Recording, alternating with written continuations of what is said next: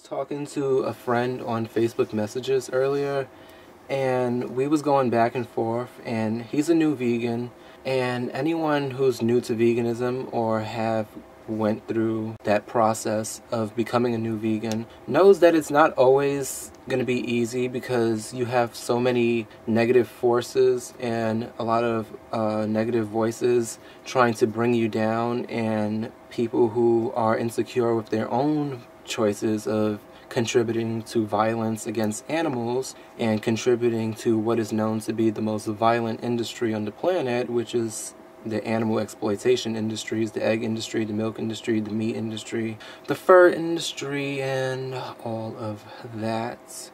And so when you first go vegan and when you oppose these things, people pretty much look at you with suspicion as if you're crazy. I was going back and forth with my friend Faraz on Facebook messages, and he's new to veganism, and he's a gay man, and I'm a vegan, and I'm a gay man. So I know the struggle of being a vegan, and I know the struggle of being a gay man, obviously. My parents wasn't supportive of me when I first came. Well, first of all, I didn't come out the closet. I was outed. I had like this diary, and I wrote all my feelings in it because I wasn't ready to tell my parents, and I didn't think that I would ever tell my parents that I was gay. Like, I think I even remember distinctively writing in my diary that I don't think I'm ever going to tell my parents, and it's just really sad now that I think about it. But my mom, being nosy, she went inside of my diary and she read that the parts where I was saying that I was gay. And she immediately told my dad as soon as he came from work. And then they started with the whole spiel about, oh, God didn't make you this way. And I don't know, I just think that it's insanity. Over time, and I do think that time heals everything, but through time, they kind of like got over it, and they got over their own feelings and their own emotions and their own beliefs. I feel like my situation was a little bit unique because I was outed, and it was it was really, really traumatic for me and emotional for me. I came out to my sister first, actually. And even with that, even with my sister being so open-minded, like, even that was a struggle. That was hard for me to do. Like, I even remember counting down, like, all right, 3, 2, 1, I'm gay. Like, I had to do, like, the whole countdown. Like, it was, now that I think about it, it's just so stupid. And so I was going back and forth with my friend, and I'm going to read you the conversation. It's not a long conversation, so bear with me. P.S. Happy Thanksgiving, although not a good day for turkeys, because this whole conversation initially started around Thanksgiving, and, you know, around that same time a lot of animals were being slaughtered, and it just wasn't a good day for a lot of animals. So I said, is it really that bad in Texas? Yeah, you're right. I don't think today was a good day for a lot of animals, but I'm thankful for people like yourself and others who are trying to create a better world of nonviolence. And then he said, it's not really that boring for me, because I do things that I really enjoy. I like my research and my music, but as a vegan and as a gay man, Texas is not a great place. And I said, do you think it's more of a struggle to be vegan or to be gay? I would love your opinion on that. And he wrote, people around me, including my friends, classmates, and my roommates, were accepting about me being a gay man. But that could be a different story if I came up earlier, like if I was 14 or 15 years old. So that wasn't so hard. Even here in Texas, fortunately, I haven't seen that many conservative people about homosexuality. But I know there are many super religious people around that may tolerate you as being gay on the street, but when it comes to their own children, they aren't as accepting. Like a friend of mine in medical school, who his family can't accept his gay marriage. To me, being vegan is harder because being gay is all about me and society, and I have enough self-confidence not to care what people really think if they can't accept me like this. But veganism is not about us. It's about millions of defenseless animals that are killed every second, our environment, and humans at the end. Yep, Andy, I guess being vegan is more of a struggle than being gay. How about you? How do you feel? And I wrote, great answer. I love it. Yes, I agree with you. I'm kind of torn between the two, though, because being gay is more of a struggle depending on what parts of the world you live in or the type of parents that raises you. But for the most part, I think being vegan is more of a struggle for me now because, like you said, I don't care what people think about me. It only affects me if I'm insecure and I let it affect me. But when it comes to veganism, billions of animals suffer at the hands of the masses, and that can be very overwhelming. Okay. So, this video was not to discredit anybody's story or to put down anyone's story or to dismiss anyone's struggle. Because I know that different people have been gay bashed differently and harshly, and I am fortunate enough to and proud to say that I have not gone through anything traumatic like that. I've never been beaten up. I've never gone through any of those struggles due to the fact that I am a gay person. I think at most I've been cyber bullied online, but I don't think it was ever to the point where I let it get to my head, because to me, words are just words, trolls are just trolls, and it's expected. Once you put yourself out there, you have to expect people to dislike the video, you have to expect people to gay bash you or whatever. People will find any window and any opportunity that they can squeeze through so that they can get underneath your skin, and people want to find your weakness and they will try to go after you. But you have to be prepared, especially when you put yourself out there.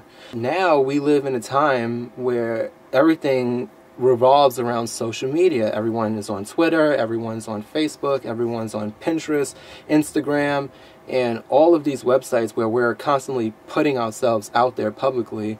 And I don't think that we do it to be judged, but it happens anyway. We're putting ourselves out there, so it's to be expected. And this video is not to discredit anyone's story, but I feel personally that in my life right now that it's a lot harder for me to be vegan than to be a gay man, because I feel as though veganism has more to do with a conscious awareness of what others are going through, and you constantly have these forces around you who don't want to support that idea because they want to continue eating animals. They want to continue their traditions, basically their ingrained habits since the beginning of time, since childhood.